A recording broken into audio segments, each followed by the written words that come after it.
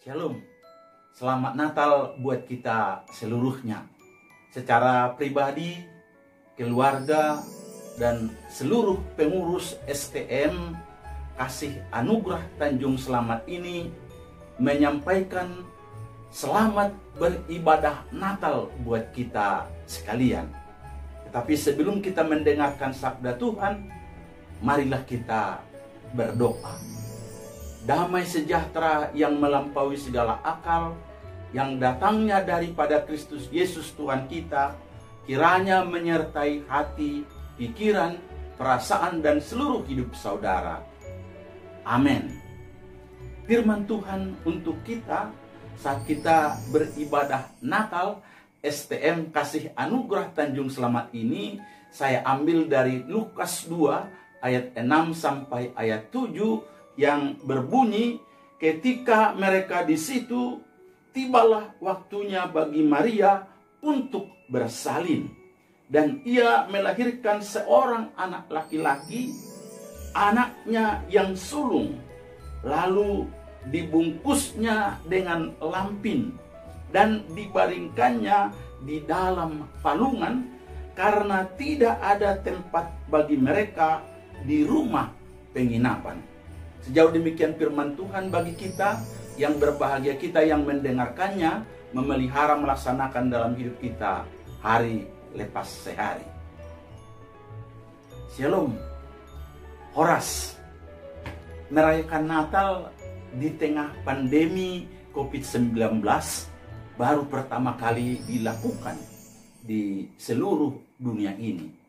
Biasanya jika kita merayakan Natal, kita akan berada di satu gedung yang mewah mungkin, di sebuah gedung gereja atau di tempat yang kita anggap layak untuk merayakan Natal. Ada di sana makanan-makanan yang enak, kue-kue yang enak, ada lampu-lampu hias yang begitu luar biasa cemerlangnya, lilin-lilin yang dinyalakan, mungkin ada baju baru, sepatu baru, dan juga banyak aksesoris Natal untuk menunjukkan kemeriahan, kemewahan, kehebatan daripada pesta Natal tersebut.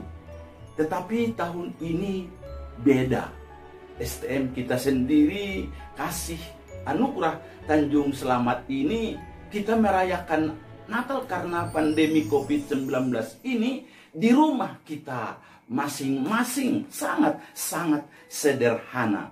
Namun jikalau kita sebenarnya memikirkan kembali kepada Natal yang pertama, saya percaya hati kita tergerak, hati kita tersentuh, bukan karena kemewahannya, kemeriahannya, tapi justru kepada kesederhanaannya, di mana Yesus datang pertama kali bukan dalam keadaan yang hebat, tapi justru sangat hina dan sederhana. Natal pertama merupakan Natal yang sangat sederhana.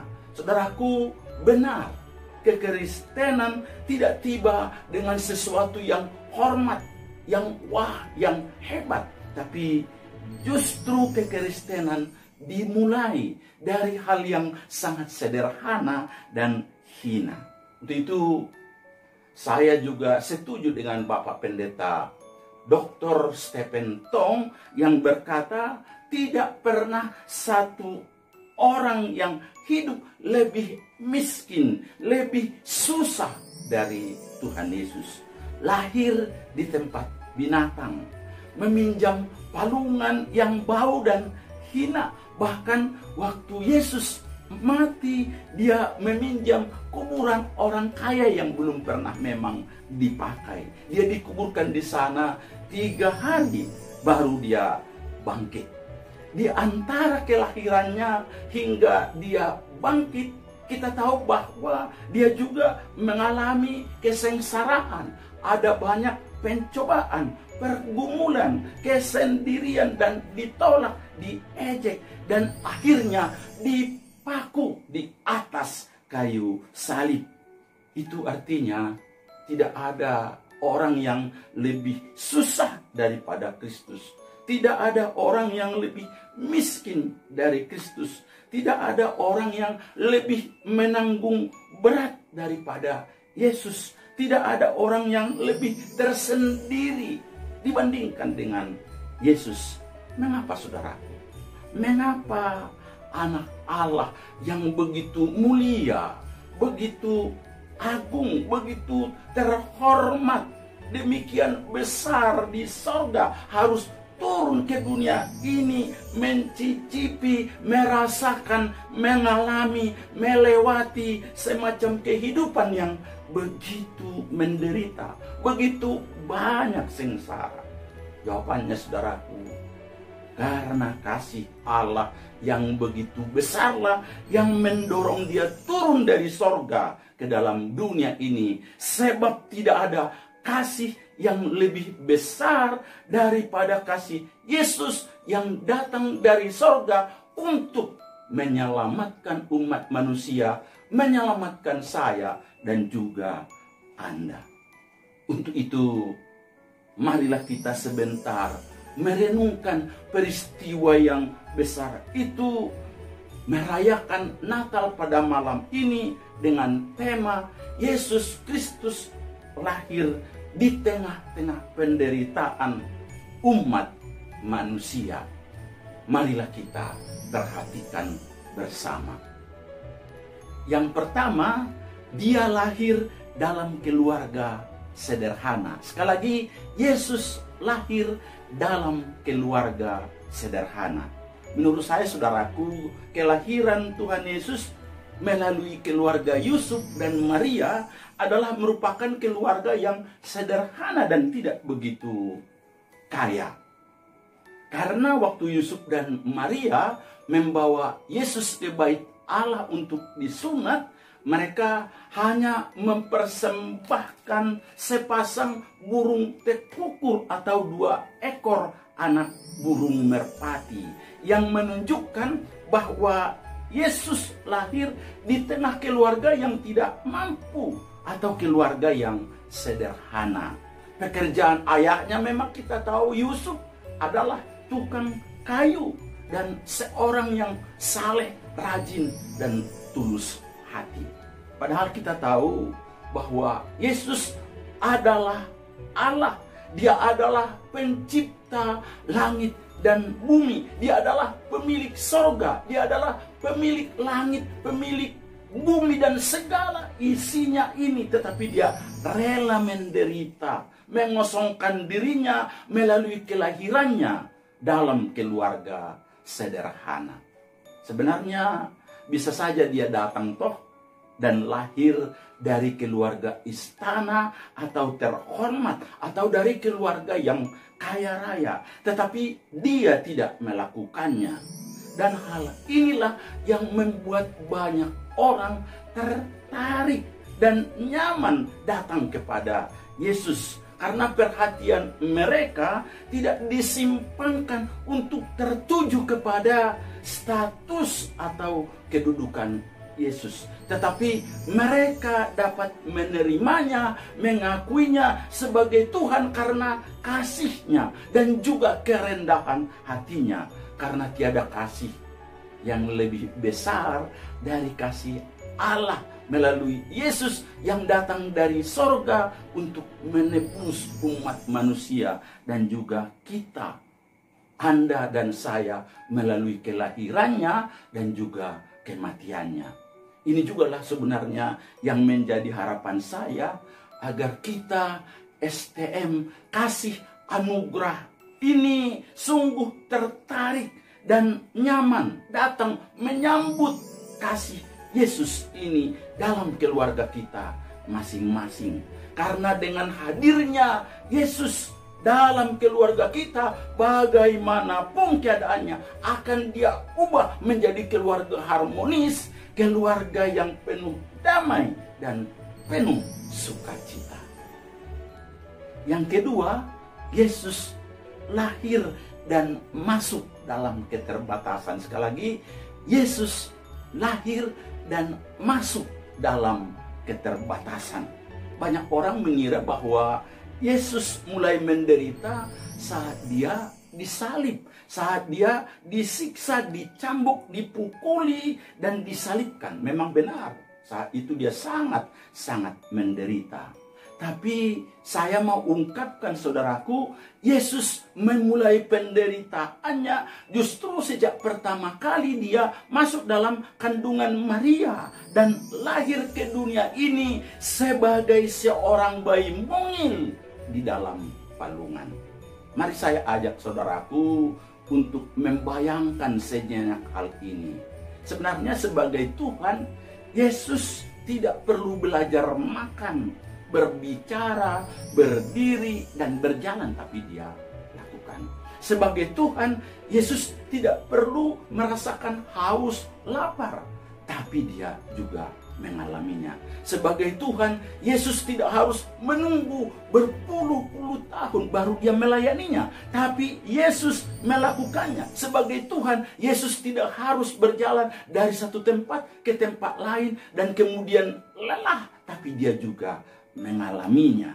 Saudaraku, Tuhan Yesus kita sebagaimana diungkapkan dalam Filipi 2 ayat 6 sampai ayat yang ke-8, dia betul-betul mengambil rupa seorang manusia, rupa seorang hamba dengan segala kekurangan dan kelemahannya, dan dia mengosongkan dirinya. Itu artinya bahwa Yesus dilahirkan dengan persiapan untuk dibatasi. Saudaraku, kata dibatasi itu gampang mengeja dan juga mengucapkannya, tetapi sungguh sulit untuk melaksanakannya. Tidak semudah untuk mengatakannya. Saya mengambil contoh, jikalau Anda umpamanya tiap-tiap bulan hidup dengan 10 juta, tahu-tahu bulan depan Anda dibatasi hanya boleh hidup dengan 100.000, Anda akan mengerti apa arti dibatasi di atas. Bagi orang yang tadinya miskin lalu boleh bebas memakai uang dengan semena-menanya, itu hal yang menyenangkan. Orang miskin menjadi kaya itu enak. Atau bagi orang yang dulunya terbatas sekarang mendapatkan kebebasannya yang besar, itu sangat menyenangkan. Akan tetapi saudaraku, Tuhan Yesus beda, dan kita tidak dapat membayangkan dan mengerti bagaimana susahnya Yesus Kristus, karena ia dari sorga yang tidak terbatas, ia menjadi seorang bayi di dalam palungan, dari Allah pencipta menjadi yang dicipta, hanya sekian kilo dan juga hanya memiliki beberapa liter darah di dalam tubuhnya. Dia sungguh-sungguh terbatas. Terbatas oleh apa? Terbatas oleh natural law, terbatas oleh physical law, terbatas oleh material law. Yesus dibatasi dalam hukum alam, dalam hukum fisika, dalam hukum tubuh, dalam hukum materi. Yesus berada di dalam dunia dan hidup dalam keterbatasan. Dia sekarang dibatasi oleh ruang, waktu, dan tempat. Saudaraku, mari kita sadari bahwa Yesus berbeda dengan kita. Kita adalah manusia berdosa lagi. Tetapi Yesus adalah Allah yang turun dari surga ke dalam dunia, Allah yang rela dibatasi. Inilah poin yang harus kita ingat dan juga kita sadari, dan benar-benar kita ketahui bahwa Yesus lahir untuk menderita, lahir untuk dibatasi, bahkan lahir untuk mati.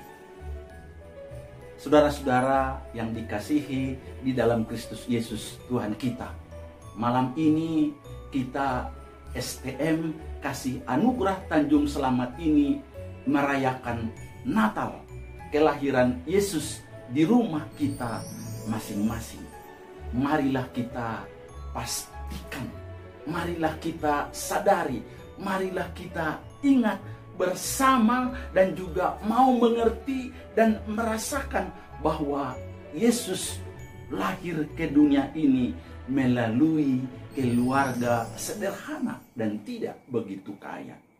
Selain itu, Yesus juga rela mengosongkan dirinya, mengambil rupa seorang hamba dan menjadi manusia, yang berarti Yesus rela dibatasi untuk menderita, bahkan menyerahkan nyawanya di kayu salib semata-mata karena kasihnya terhadap Anda dan saya, dan juga untuk seluruh dunia ini. Melaluinya, siapapun Anda dan bagaimanapun keadaan keluarga Anda dan latar belakang keluarga Anda, marilah kita datang kepadanya, menerimanya dan mengandalkannya. Dan melalui subtema kita malam ini, penderitaan pada masa pandemi COVID-19 tidak mengurangi sukacita Natal kita di STM Kasih Anugerah, mendorong kita, saudaraku, untuk tidak pernah merasa terganggu untuk datang kepadanya. Sebab kondisi apapun rupanya, keadaan kita, keadaan keluarga Anda, Yesus sanggup mengatasinya. Yesus sanggup menolong Anda. Yesus sanggup meneguhkan, bahkan menopang Anda dan keluarga Anda. Ingat, Dia sudah mengalami, mencicipi, merasakan berbagai penderitaan yang tidak pernah dialami oleh manusia. Makanya Dia pasti mampu menolong, menopang, meneguhkan, mengeluarkan Anda dari berbagai penderitaan, bahkan dari COVID-19 ini. Percayakanlah seluruh hidup Anda, keluarga Anda, masa depan Anda dan anak-anak Anda dan STM kita ini kepadanya. Dia sudah hadir di sini. Dia sudah lahir dalam keluarga dan STM kita. Bahkan Dia rela dibatasi untuk menolong kita yang terbatas ini kepada situasi yang sangat-sangat luar biasa di dalam kehidupan kita. Kiranya Tuhan Yesus memberkati saudara. Selamat Natal dan selamat mengalami hidup bersama dengan Tuhan Yesus.